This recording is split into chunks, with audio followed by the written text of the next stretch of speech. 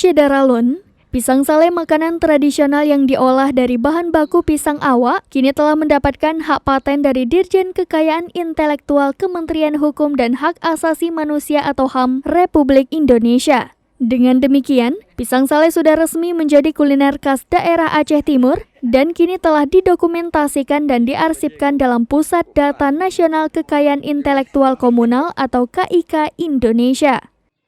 Hal itu disampaikan oleh Sekretaris Disdikbud Aceh Timur, Muslim Zakaria. Muslim mengatakan sebelumnya sertifikat hak paten itu diserahkan oleh Kepala Kantor Kemenkumham Republik Indonesia Wilayah Aceh kepada perwakilan Dinas Pendidikan dan Kebudayaan Aceh Timur di Aceh Tengah 5 September 2022 lalu.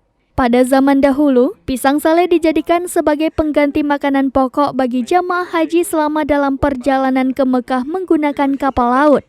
Pisang sale juga dijadikan makanan cadangan bagi pejuang Aceh saat melawan penjajah dan hingga saat ini masih menjadi oleh-oleh khas bagi wisatawan yang berkunjung ke Aceh. Dari Idi Rayu, Seni Henry, Serambi On TV.